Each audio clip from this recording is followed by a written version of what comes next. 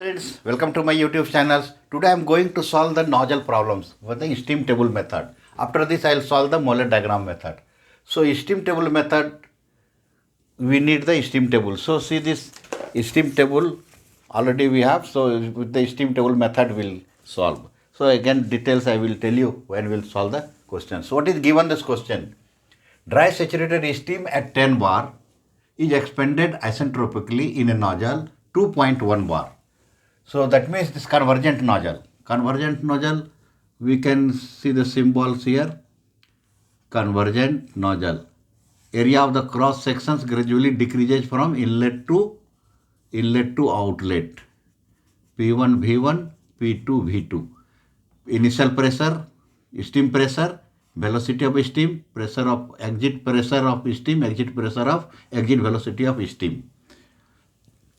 So they are asking here find the V2. P1, P2 they given. And also they are asking find the dryness friction of the exit, outlet of the steam. Also find the velocity of the steam, that means V2, and dryness friction they are asking. In this case they given negligible steam velocity, initial velocity is negligible. Generally what is happening, see here, this is the nozzle. Suppose steam will enter inlet conditions, steam in. Initial pressure will be very high. Initial pressure will be very high. Because once steam generating from the boiler, that steam is having high intensity. So pressure will be very high. But velocity almost negligible. So I just considering a small velocity. Then what is the variation of the pressure and velocity when enters into the nozzle? So once steam enters into the nozzle, pressure will drastically reduced. Pressure will be reduced, but velocity will increase. Velocity will increase. This is the concept of the nozzle. Once steam enters to the nozzle, pressure drop takes place and velocity will increase. So initially see here, initially velocity will be negligible or sometimes there will be very small value. And exit velocity, definitely velocity will become very high. So okay, now we'll solve these questions. So what is given data they give here, given P1 they given 10 bar and P2 they given 0.1 bar.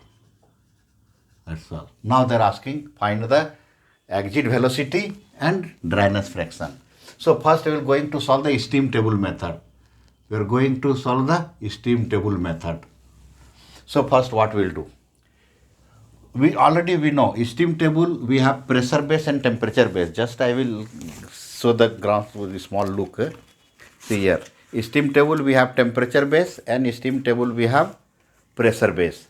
So here we have a velocity of the fluid, velocity of the gas, enthalpy of the fluid, enthalpy of latent heat of the gas, enthalpy of the gas, then entropy of the fluid, latent heat of the entropy, and entropy of the gas. So here what we'll see here, in steam table if we'll see here, suppose we'll see the enthalpy, HF, HFG and HG, enthalpy of the fluid, enthalpy of the latent heat, enthalpy of the gas. So here if these two if we'll add, Hg is equal to HF plus HFG will come. So this will be the dry conditions value. Directly we have the steam table. So if first initial conditions will see pressure, dry saturated condition. So directly we'll take H1, nothing but Hg1 at 10 bar from the steam table. Because here actually formula will be here X1. Suppose this is Hg1, H1, X1, H1. But X1 will be 1. Dryness fractions for the dry saturated steam will be 1. So here 1. So that means this plus this, enthalpy of the fluid, enthalpy of the latent heat will become enthalpy of the gas. So directly we'll take the value at a 10 bar. So we'll open the steam table, then we'll see the 10 bar. 10 bar will be there. So you can look here, just approximately 10 bar. So we have to see the enthalpy of the gas, 2776.2.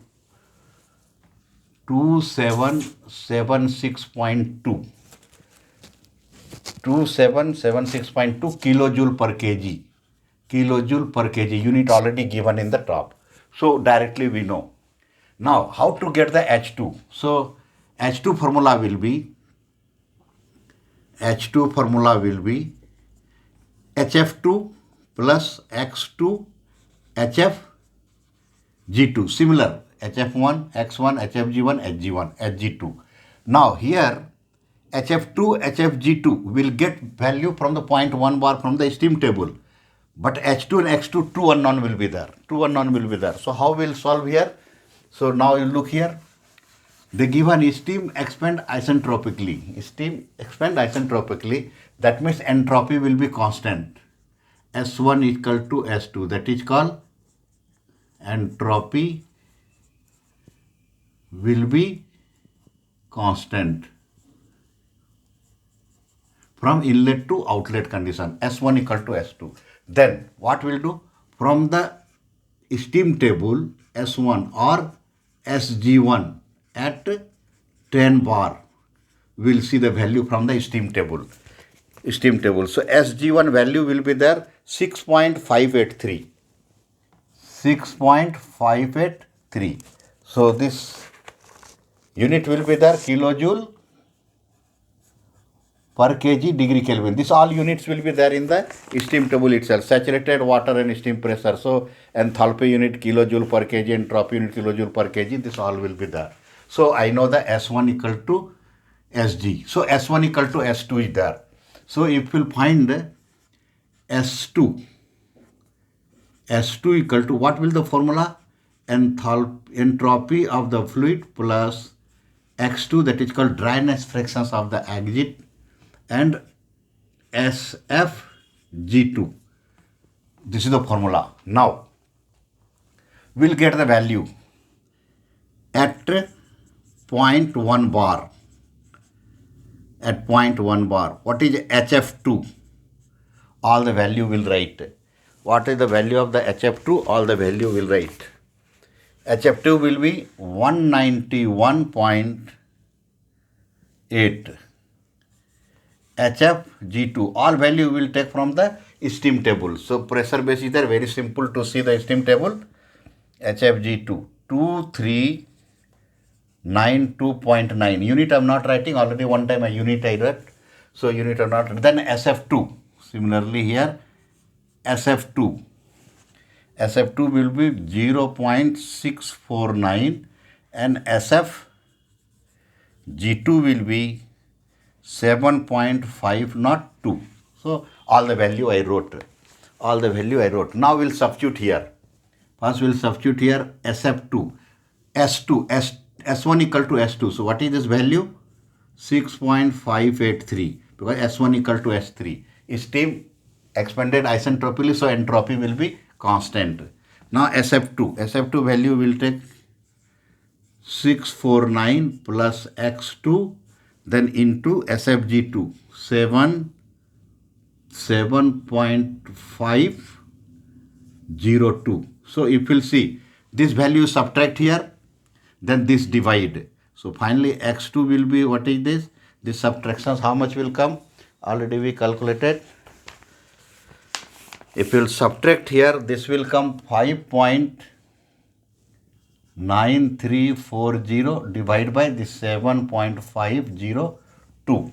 So this value is coming 0.791. So they're asking now dryness fraction of the steam at exit. So this is one answer. That is called X2 is equal to, this is one answer we got. Now they're asking velocity of the steam. So for this we need H2. So here also we'll substitute the value.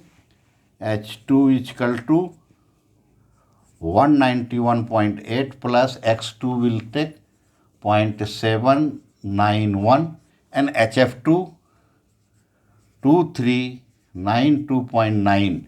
So we will get the H2 is equal to, if we will calculate H2, we will get 2084.56 kilojoule per kg. Already enthalpy unit you know.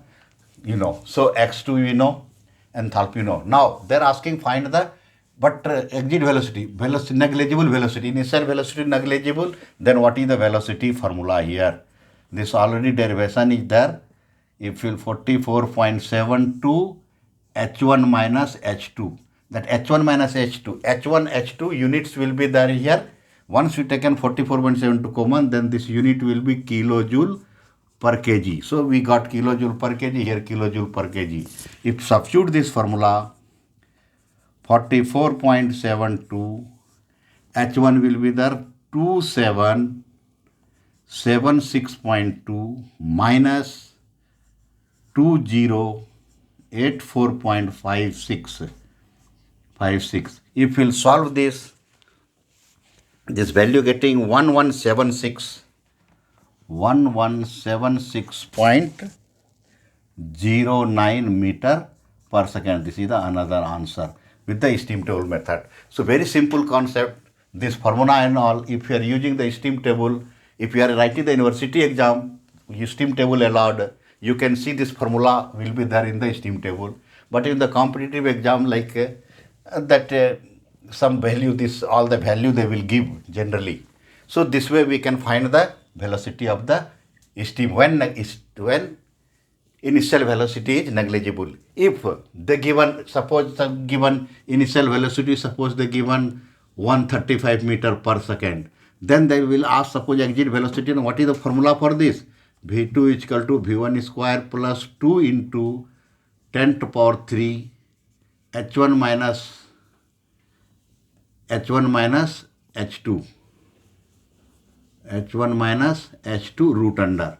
If we'll substitute all the value here, like 135 whole square plus 2 into 10 power 3, then H1 minus H2 value, what we got here, H1 and H2 value, if we'll substitute here, you will get the V2 value here.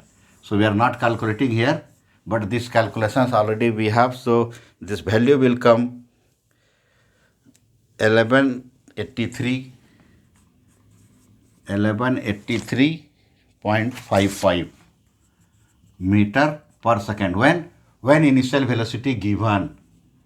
If initial velocity given V1 this, then this is the formula here, H1 minus H2 only value you substitute, this value minus this value.